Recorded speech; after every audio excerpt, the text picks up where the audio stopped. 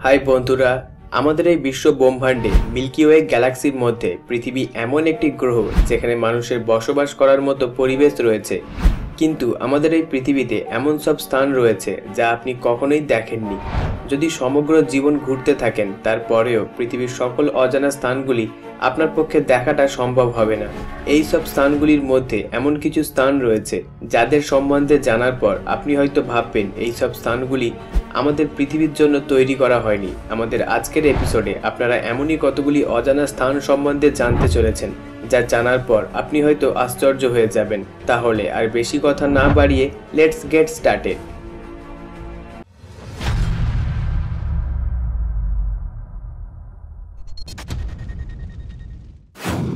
Number 1, the beacon of মার্কাইবো।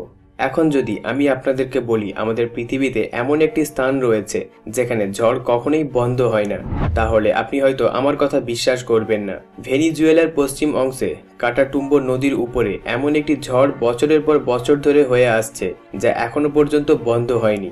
প্রত্যেক দিন সন্ধ্যা 7টার সময় এই ঝড় শুরু হয় আর সেখানে সর্বদাই বিদ্যুৎ চমকায়। আর এই রকমের দৃশ্য একদিনে 10 ঘন্টা হয়ে থাকে। একটি সার্ভে করে দেখা হয়েছে এই রকমের ঝড় বছরের 140 থেকে 160 দিন পর্যন্ত হয়ে থাকে।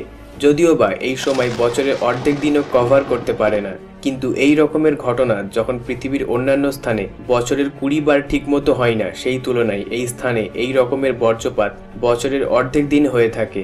বৈজ্ঞানিকদের মত অনুসারে এই শহরটির চারিপাশে ইউরেনিয়ামের পাথর অবস্থিত রয়েছে আর এই কারণে এই রকমের বজ্রপাত হয়ে থাকে।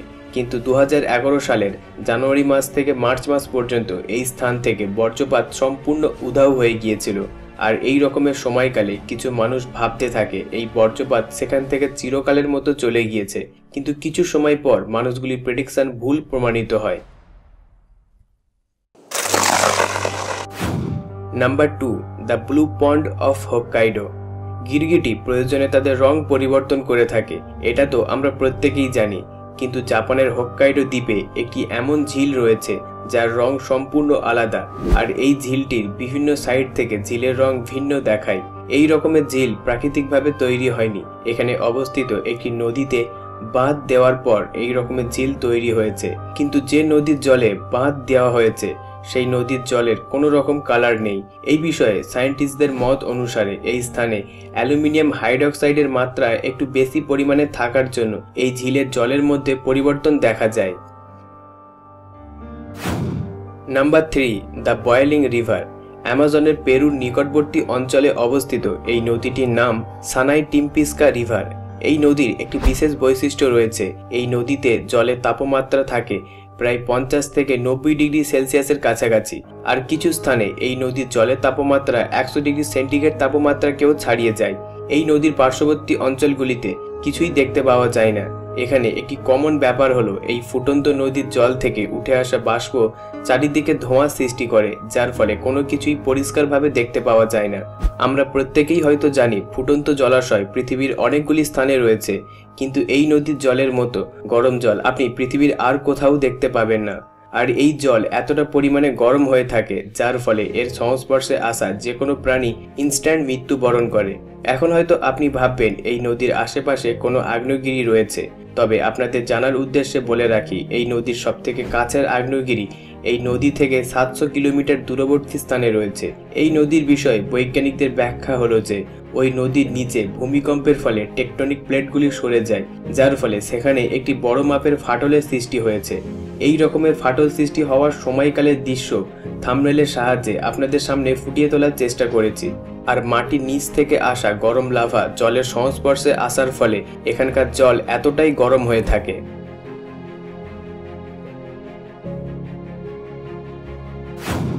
Number 4, ringing rock of Pennsylvania. যখন কোনো বিশেষ পাথরের কথা উঠে আসে তখন প্রায় প্রত্যেকেরই মাথায় স্টোনহেঞ্জের কথা উঠে আসে, কিন্তু পেনসিলভেনিয়ায় রয়েছে একটি আজব ধরনের পাথর, আর স্টোনহেঞ্জের মতো এই পাথরগুলির বিষয়ে কারুর কাছে কোনো রকম তথ্য নেই। এই পাথরগুলি কোথা থেকে, কখন এবং কিভাবে আসলো কেউই ঠিকমতো জানে না। প্রথমবার দেখার পর আপনি হয়তো ভাববেন এগুলি আর সকল পাথরের মতো, কিন্তু এই পাথরগুলির উপর যখন হাতুড়ি দিয়ে আঘাত করা হয় তখন বিভিন্ন ধরনের শব্দ শুনতে পাওয়া যায়। একটি সাধারণ পাথরের শব্দ, সেটা হয়তো আমরা প্রত্যেকেই কোনো একটি সময় শুনেছি, কিন্তু পেনসিলভেনিয়ায় অবস্থিত ভিন্ন ধরনের শব্দ বিশিষ্ট পাথরগুলি সকলের কাছে এক রহস্যময় বস্তু। নাম্বার 5, দ্য পেট্রিফাইং ওয়াল। ইংল্যান্ডে ইয়র্কশায়ার এর জঙ্গলে একটি গুহা আছে যার দেওয়ালটা আর সকলের থেকে সম্পূর্ণ আলাদা। এখানে একটি মজার বিষয় হলো এই স্থানে যে কোনো প্রকার খেলনা এবং আপনার পছন্দসই জিনিস যদি বেঁধে রেখে যান তাহলে পরবর্তী 1 সপ্তাহের মধ্যে সেই সব জিনিসগুলি পাথরে পরিণত হয়। সাধারণত এই দেওয়ালটিতে জল সর্বদাই বইতে থাকে। আপনারা হয়তো প্রত্যেকেই জানেন যে জলের মধ্যে মিনারেলসের পরিমাণ একটু বেশি মাত্রায় থাকে সেই জল যে কোনো জিনিসকে পাথরে পরিণত করতে পারে, কিন্তু পাথরে রূপান্তরিত করার এই প্রক্রিয়া অনেকগুলি বছর ধরে হয়ে থাকে, কিন্তু এই বিষয়ে আজ পর্যন্ত কেউই ব্যাখ্যা দিতে পারেনি। এই দেওয়ালের জল কিভাবে এতটা তাড়াতাড়ি অর্থাৎ 1 সপ্তাহের মধ্যে যে কোনো জিনিসকে পাথরে পরিণত করতে পারে। Number 6, the twin village. সাধারণত যমজ বাচ্চা যে কোনো দেশে যে কোনো সময় হতে পারে, কিন্তু আমাদের এই পৃথিবীতে এমন একটি গ্রাম রয়েছে যেখানে জন্মানো বেশিরভাগ বাচ্চা যমজ হয়ে থাকে। সমগ্র বিশ্ব জুড়ে 1000 বাচ্চার মধ্যে শুধুমাত্র 4টি বাচ্চা যমজ হয়ে থাকে, কিন্তু এই রকমের লজিক এই গ্রামটিতে মান্য করে না। এখানে জন্ম হওয়া প্রায় প্রত্যেক বাচ্চা যমজ হয়ে থাকে, যার ফলে এই গ্রামের নাম রাখা হয়েছে টুইন ভিলেজ। কিন্তু এই বিষয়ে এখনো পর্যন্ত তেমন কোনো ব্যাখ্যা দেওয়া যায়নি। কেন এই গ্রামে এতটা পরিমাণে যমজ বাচ্চা জন্মগ্রহণ করে, এই বিষয়ে আপনাদের কোনো মন্তব্য থাকলে কমেন্টে আমাদেরকে জানাতে পারেন। Number 7, fire eagle nest, Siberia. এই অদ্ভুত দেখতে জিনিসটি সাইবেরিয়ার জঙ্গলের মধ্যে অবস্থিত রয়েছে, আর এখানে অবস্থিত সাধারণ মানুষ এই বস্তুটিকে ভূত প্রেতের সঙ্গে কম্পেয়ার করে থাকে। একটি আশ্চর্যের বিষয় হলো এই পাহাড়টির সম্বন্ধে কারোর কাছে কোনো রকমের তথ্য নেই। এখন হয়তো আপনাদের মধ্যে অনেকেই ভাবছেন এই রকমের পাহাড় উল্কাপিণ্ডের ফলে তৈরি হয়েছে, তবে আপনাদের জানার উদ্দেশ্যে বলে রাখি এই পাহাড়টির চারিপাশে অবস্থিত গাছগুলি খুবই বড় আকৃতির হয়ে রয়েছে, যেটি প্রমাণ করে যে এখানে কোনো রকমের উল্কাপাত হয়নি। এই পাহাড়টির কাছাকাছি যে ব্যক্তি যাওয়ার চেষ্টা করে তার প্রচন্ড মাথা যন্ত্রণা হয়ে থাকে, আর এই পাহাড়টির সব থেকে কাছে যাওয়া ব্যক্তি হার্ট অ্যাটাকের ফলে মারা যায়, যার নাম ছিল ইউগিনি। অতীতে ওনার কোনো রকমের হার্ট প্রবলেম ছিল না, কিন্তু উনি যখনই এই পাহাড়টির কাছাকাছি গিয়ে পৌঁছান তখন ওনার হার্ট অ্যাটাক আসে। বন্ধুরা, আমাদের আজকের এপিসোড এখান পর্যন্ত।